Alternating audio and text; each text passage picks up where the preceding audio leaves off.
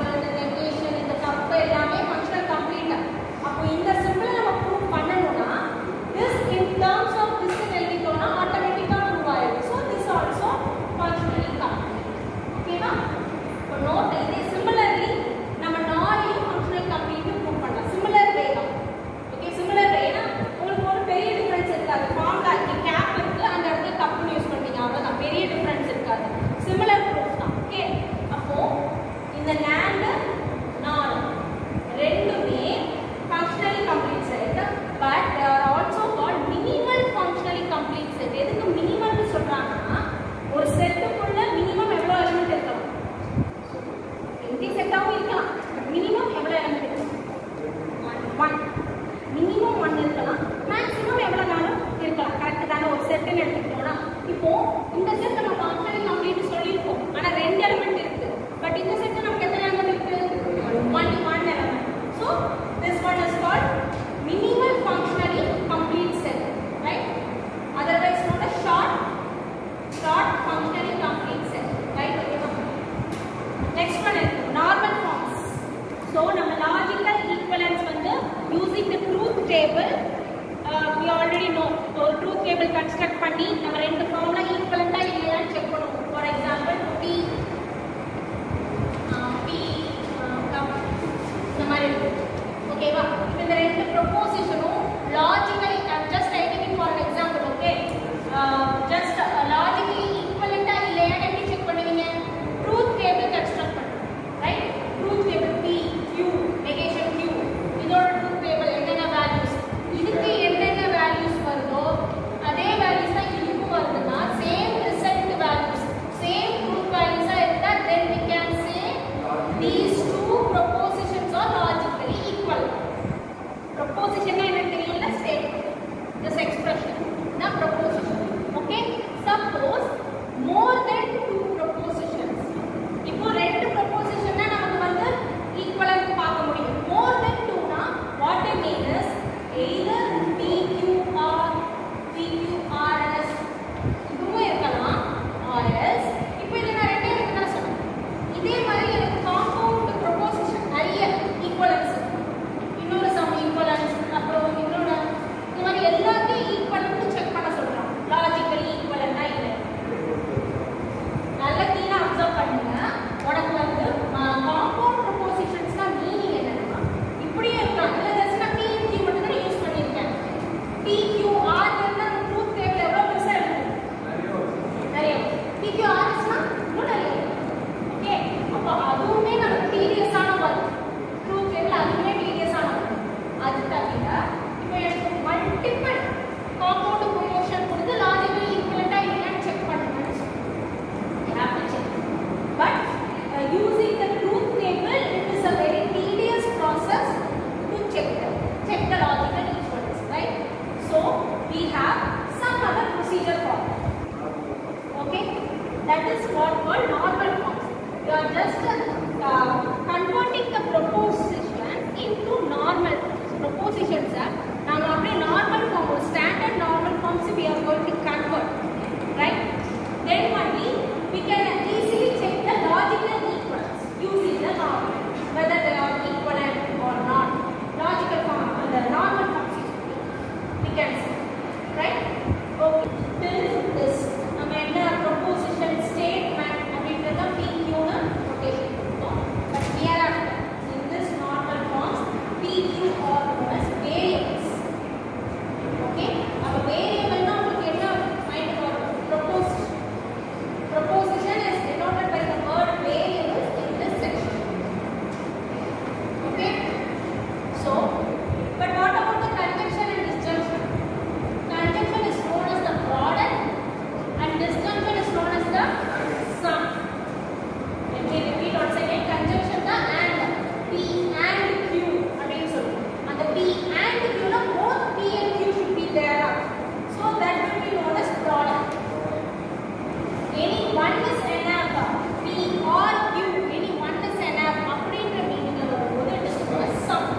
Sum of variables, product of variables. So hereafter product னு சொன்னா உங்களுக்கு ஞாபகம் வர வேண்டிய சிம்பிள் என்னது? And. Sum na R. Okay, so give us a formula. I take it as A. Okay, and the formula எப்படி இருக்குன்னா இப்போ எடுத்துக்கலாம் P of Q. Yeah. இந்த மாதிரி எப்படினாலும் இருக்கலாம். நான் இது எல்லாத்தையும் சேர்த்து நம்ம ஜஸ்ட் நான் ஏங்க லொகேஷன். ஓகேவா? So here normal types is of two types. One is disjunctive normal form, another one is conjunctive normal. Disjunctive normal form அப்படின்னா என்னன்னா நம்மளுடைய given formula நம்ம equivalent is A should be equivalent to sum of. ஓகேவா? என்ன சொல்லிருக்காங்க? sum of elementary products, which means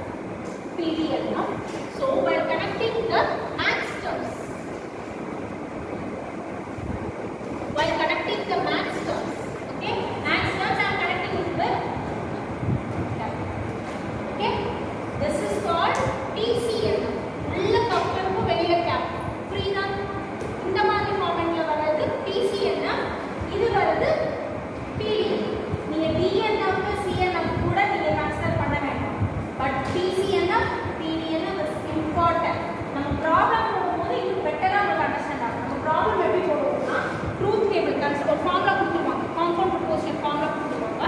Truth table we have to construct first. Then we will write all the min terms, all the max terms. Using that we will find TDNF, TCF. That's what the problem is. Okay.